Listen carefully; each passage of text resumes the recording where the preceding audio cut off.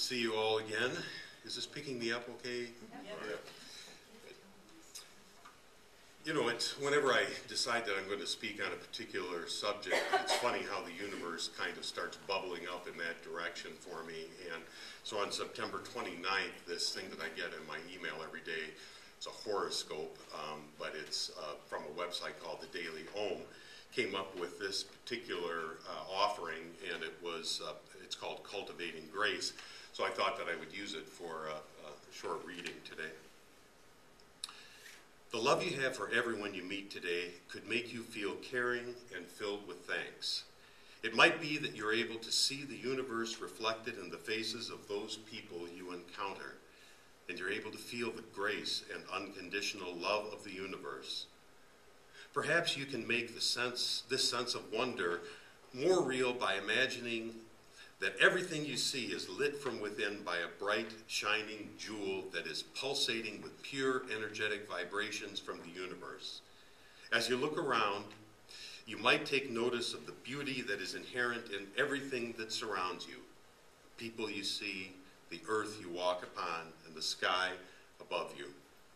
Once you begin to see the shimmering vibrations of the world that envelops you today, you may feel a greater sense of kinship and oneness with all that exists in spiritual unity within you.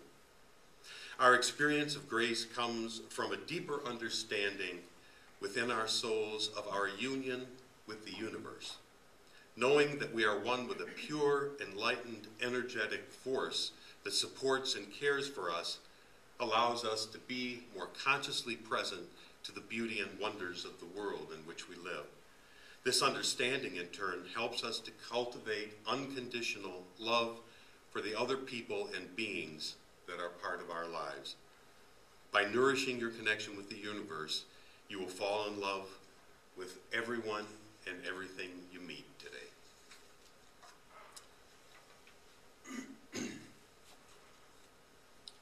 So today, I want to talk about a subject that should be easy to handle in 20 minutes, love.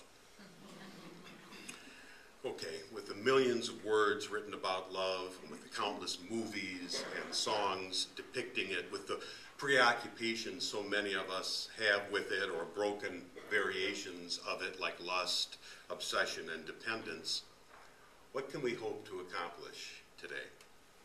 Not much, probably, but I nevertheless feel compelled to try. Why? You already know the answer. Charlotte Eden Lang, born July 22, 2010, to my eldest daughter, Lauren, and her husband, Ian. In the time since my granddaughter's birth, I've been in awe of her and of my own capacity to love her fiercely and unconditionally. I found patience I never had before, not even with my own children, and tenderness that I thought I had lost. I found better parts of myself and have been glad to do so. And if you're a grandparent, you know what I mean. If you're not, but will be one day, you can look forward to one of the sweetest, most wonderful experiences of your life, I promise you. But feeling all this love has made me think about the role of love in my other relationships. I've had to come to grips with how shaky love sometimes is, even when it's strongly felt. I've chewed on my capacity to hurt and be hurt by some of those that I love the most, my daughters, my wife, my deceased mother, my sister in particular. I've struggled with all the expectations and conditions that have been part and parcel of these relationships, and how, despite the deep love we share, we so often walk on eggshells around each other. So is this the fate that I'm destined to share with my granddaughter someday? I thought about that too, and how I will move heaven and earth to avoid that fate. My relationship with my own paternal grandmother was based in unconditional love on both sides, giving me hope that Charlotte and I can keep it true. So all of this gets even more daunting when we acknowledge, as spiritual beings, we must, that the great religions ask us to love all humans, not just a hand-picked few. Given the challenges that I have around loving those with whom I share a blood or sanctified familial bond, how the hell am I supposed to love those that I consider ignorant, intolerant, mean-spirited, or just plain evil? Isn't civility enough? Isn't acknowledging another's legal right to exist in his or her way, even if vastly different from the way I think is best, isn't that enough? In these turbulent times, the words hate and despise and detest get thrown around too easily. But come on, do I really have to love Rush Limbaugh? It's easy to love Charlotte and all her cute, innocent babiness. It's much harder for me to love Rush, even though he, like Charlotte, is chubby, mostly bald, and produces smelly emissions on a daily basis. This is my challenge, and I own it as my own, even as I admit that certain of my friends and perhaps certain of you face the same conundrum when you conjure up Nancy Pelosi or Barack Obama. The dilemma is the same regardless of political views. How does one love another who is cut from a different cloth when one can hardly tolerate the other? This is not easy stuff here, folks. Anthony DeMello was a Jesuit priest and the director of the Sadhana Institute of Pastoral Counseling in Pune, India. He wrote extensively about love and life before his untimely death in 1987, claiming that the basis for love in the big sense is awareness, and that awareness depends in large part on letting go of attachments and expectations. In his book, The Way of Love, The Last Meditations of Anthony DeMello, in the meditation entitled Love One Another, DeMello likens love to a rose, a lamp, and a shade tree. The rose shares its fragrance, the lamp shares its light, and the tree shares its shade with everyone, the good, the bad, the young, the old, with every living creature. The first characteristic of love, DeMello claims, is that it is indiscriminate. One cannot achieve this characteristic by doing something, he claims, but rather by dropping the false belief that any human can sin in awareness. One can only sin in ignorance. If we can be aware, then we can see the lack of awareness in others, and that their actions can be sourced to their lack of awareness. This, he says, opens the way to love. The second characteristic of love, according to DeMello, is its gratuitousness. It asks for nothing in return. It is not conditional. It does not say, I will love you if you do this, or behave this way, or that, or think this way or that. Love based on the expectations of others is love based on selfishness and greed, and isn't really love at all.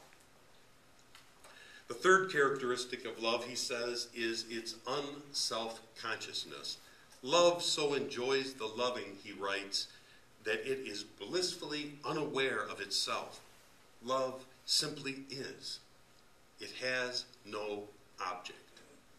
Perhaps another way to think of this, a way that we'll come back to in a moment, is that love is a way of being, not a way of doing. Finally, the fourth characteristic of love, according to DeMello, is freedom. You can't force your love on another. You can't love in response to coercion from another. DeMello writes, think for a while of all the coercion and control you submit to on the part of others when you so anxiously live up to their expectations in order to buy their love and approval, or because you fear you will lose them. Each time you submit to this control and this coercion, you destroy the capacity to love, which is your very nature. For you cannot but do to others what you allow them to do to you. Contemplate then all the control and conversion in your life and hopefully this contemplation alone will cause them to drop. The moment they drop, freedom will arise. And freedom is just another word for love. End quote.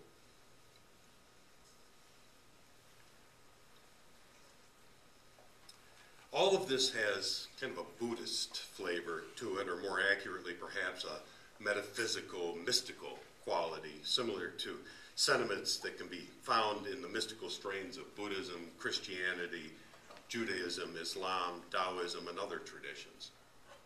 It seems to me, based on what I've read and learned through the years, that we're asked to first see that love is not something we do. Our actions may be loving. They may be sourced from a place of love. They may be outward manifestations of that inner essence that is love, but they are not love themselves. Second, love is not something that we give each other or get from each other. It's not something that can be passed around. The very notion that it can be plants the seeds of its own destruction. For a love that can be handed out, doled out like potatoes, is love that is limited in scope and supply. If I give you my love cannot be given to another. I choose to love you, so I can't love another, not at least with the same force. And if you think I do love another, you most likely will feel cheated or deprived. So see how that doesn't work? What DeMello was saying, I think, and what I'm trying to say now is that love isn't an action and it isn't an object. Love is perhaps a state of being, or taking it one step further back, the energy of the universe from which being is sourced. Our portal to the love of the universe is, according to many, our fourth or heart chakra, the middle chakra that separates the three more physical chakras below and the three more spiritual chakras above. In writing about the fourth chakra, Anodea Judith, PhD, has this to say about love in her book, Wheels of Life, a user's guide to the chakra system. Love is not a matter of getting connected. It is a matter of seeing that we are already connected with an intricate web of relationships that extends throughout life. It's a realization of no boundaries, that we are all made of the same essence. More than anything, love is the deep sense of spiritual connection, the sense of being touched, moved, and inspired to heights beyond our normal limits. She continues, it is a connection with a deep fundamental truth that runs through all life and connects us together. We are that love. We are its life force, its expression, its manifestation. Through it, we grow, we transcend, we triumph, and surrender to grow again even deeper. End quote. Now, 3 or 4 times in my life, maybe more, I've had peak spiritual experiences, moments where I've tapped into the stream of love and connection with others, very similar to the reading that I read a little bit ago. In each case, it happened when I was alone, but in a crowd. A music festival once, a bar, another time walking along the streets of Chicago, yet another. In each case, I was probably a little melancholy, certainly reflective about my current stage of life and where I was headed. In each case, time slowed down, my heart cracked open, the chatter in my mind quieted, I sort of floated as I walked, and I simply experienced absolute love for those that I encountered. For the moment, there was no judgment of who or what other people were or what they were doing or had done. Some of them, to be sure, were what we would consider to be bad people, abusers, thieves, cheats, maybe even murderers. But in those extraordinary moments, all I could feel was the connection among us, the love we shared as a birthright. Each time, I was sorry for the experience to fade away, usually after about 10 minutes or so, and somewhat amused to think how few tasks I'd be able to get done in my life if I could find and rest in that place of bliss very often. So here, then, is the million-dollar question. If I've experienced this kind of expansive love, if I know that it's there and that it's real and wonderful, if I feel something akin to it every time I'm in the presence of my beautiful granddaughter, why is it so hard for me to love Rush? Just thinking of him and what he purports to believe in, I can feel my chest and then stomach tighten and the gateway to my heart slam shut. In those moments and others, I can instantly cover my heart and my heart chakra in the armor that has served me consistently, if not so well, for years.